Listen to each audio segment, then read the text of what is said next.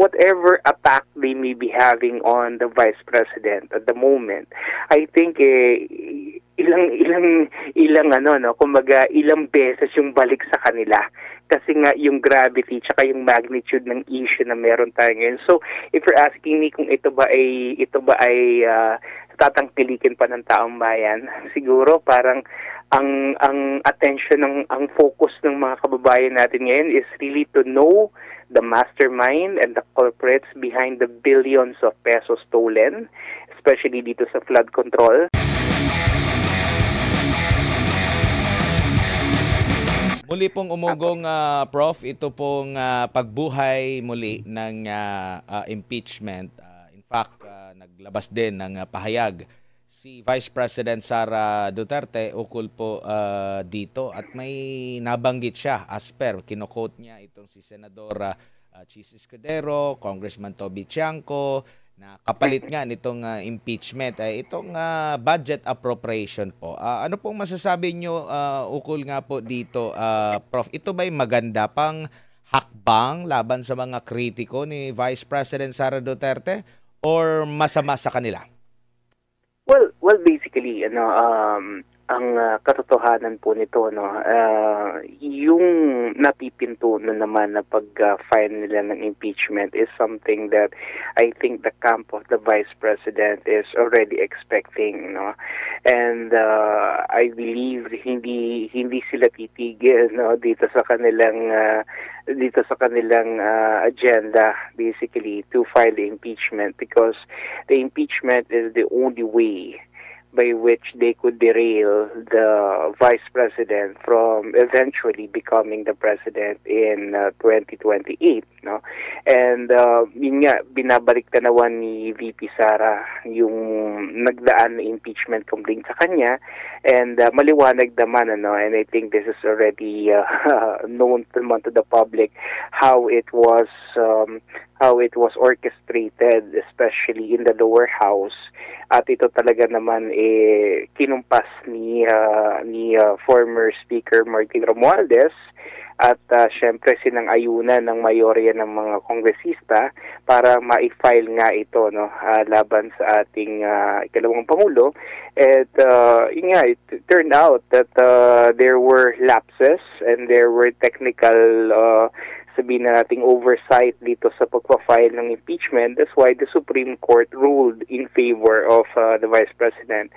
But I think it will not stop them from doing the same thing. Although, what I'm seeing right now is that medyo iba yung dynamics, noong 2025 when they filed it, tsaka noong 2024 when they first initiated it, sa ngayon, dahil unang-una, iba na yung leadership dito sa lower house, and then siguro titignan din natin dito yung epekto nung pagkawala at saka pagkakaroon nitong yung pagkakabunyag nitong flood control scandal, because the way I see it, the reason why Martin Romualdez really wanted VP Sara out of the picture is because during that time he was really serious about pursuing a presidential bid. And so lahat ng kanyang kinakailangan gawin para nga masiguro na si Sara mawawala sa landas niya, na directly maaring humadlang sa kanya, ginawa niya. Plus yung fact na talagang kinailangan nilang nakawin yung malaking pondo ng bayan para gagamitin nila talaga ito para sa 2028 election. So I think yung area na yon medyo nawala na ngayon because of the flood control scandal, and maybe this is something na hindi rin na nakita ni Martin Romualdez that eventually happened. And so I think the congressmen right now may be thinking twice or even more before they again sign this petition, notwithstanding the fact na kagaya nga na binabanggit ni VP Sara that the previous impeachment complaint was actually signed not by virtue of principles but because there was a price no, that merong price tag, no. So dito kitang-kita yung tapang ng ating ikalawang pangulo para talaga sabihin yung mga bagay-bagay na nasa subconscious naman ng maraming Pilipino. And I think right now it's becoming clear, no, to her that the opposition hindi titigil, ano, sa kanilang natitintong pag-file na naman ng panibagong impeachment. Most likely, I'm almost 100% that this will happen this February. Opo. Prof, ito po, kakagatin pa ba ito ng taong bayan? Kumbaga may mga parang kasi kumbaga nitong mga nakalipas na buwan, no? Nang mapag-uusapan ito, ang dami nilang ipinupukol. Or na-establish na ba na ito'y talagang away sa politika, politically motivated, and at the same time na-establish na ba sa kaisipan ng mga tao, ano lang yan, hindi na yan para sa bansa natin, kundi ayaw lang talaga ng mga Marcos sa mga Duterte kasi ito yung pangunahing mga kritiko, and kung i-connect din natin sa messaging nila, sa mga sa communications nila na panay-sisi sa mga Duterte, and to the point na once na ito'y ma-establish, ito ba'y magiging masama ang lasa sa kanila sa harap ng taong bayan po? Well, yun nga kasi, kung titingnan po natin, ano, ibang-iba yung complexion nung unang na-file tong impeachment sa ngayon. No? Dahil nga dito sa sumabog na flood control scandal at yung mga testimonya na nagtuturo mismo sa Pangulo, at kahit na paulit-ulit itong itanggi ng Malacanang, hindi natin mayaalis na yung accountability at saka yung liability is nasa kanila talaga. And so what I'm trying to say is that ito kasi itong impeachment na final sa kanya about the 125 million confidential funds. Niliwanag na naman to ng COA, hindi ko nga lang maintindihan kung makitid ba talaga ang pag-iisip nila o ayaw lang talaga nilang i-absorb, no, yung binabanggit ng COA regarding the notices of what do you call this, yung hindi nga yung sinasabi na paper issue lang naman yung binabanggit doon talaga ng COA, and that the office of the Vice President was actually given a very good standing, for 3 consecutive years, no. And kung talagang magfa-file ang COA, no, na talaga nakita nila na may irregularity, then they could have done that, no, a long time ago, but they did not, no. So mutin academic na talagang yung sinasabi nilang confidential funds na to, kung talagang meron man, siguro mahalaga na yung COA mismo ang nag-flag sa ating ikalawang Pangulo. Pangalawa, ito naman ay kayang-kayang sagutin ng legal team ng ating Vice President if in case the impeachment will proceed. So what I'm trying to say right now is that, like I said, the complexity is totally different. Kasi ngayon, yung 125 million is being dwarfed by the billions and billions of pesos, even trillions in total. And we're only talking about the flood control, no, of a particular department. What if isama pa natin dito yung iba't iba pang mga issues na hindi maipaliwanag ng ating gobyerno, like yung gold na kung ilang tonelada na binenta, hindi natin alam kung saan napunta. Yung Maharlika Investment Fund, hindi natin alam kung saan nasaan na.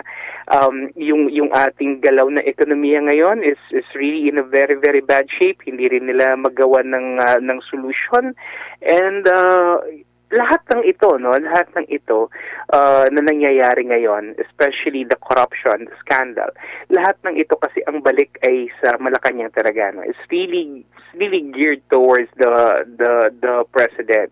So whatever attack they may be having on the Vice President at the moment, I think ilang ano no, kumbaga ilang beses yung balik sa kanila kasi nga yung gravity tsaka yung magnitude ng issue na meron tayo ngayon. So if you're asking me kung ito ba ay tatangkilikin pa ng taong bayan, siguro parang ang attention ang focus ng mga kababayan natin ngayon is really to know the mastermind and the culprits behind the billions of pesos stolen, especially dito sa flood control na scandal na to, at hindi na itong 125 million confidential funds ng ating ikalimang Pangulo. No? Kumbaga parang naumay na sila dito sa issue na to, and I think they want to move on from this issue to the bigger picture, which is of course the flood control scandal, which I believe the President and Malacanang really has a direct handover. Opo. Sa mga survey po, no, Doc, sa kabila, kahit na nung panahon na andun yung impeachment, pagkakaso, pagbubukas ng issue against kay Vice President Sara Duterte, nananatili pa rin siyang mataas kumpara sa kay Pangulong Bongbong Marcos. Patuloy din ang pagsadsad. Napakalaki ng margin nila. And parang hindi natuto yung mga kritiko sa mga Duterte ba? Dahil nung past administration, grabe din yung sila rin yung talagang pumupuna dito sa Duterte administration. Pero bumaba siya ng may mataas pa rin na grado. Ang dami ng mga parang ipininta sa kanya, kriminal, kung ano-ano pa, abusado. Pero still, nakakakuha pa rin siya sa kabila ito ng maraming mga paninira.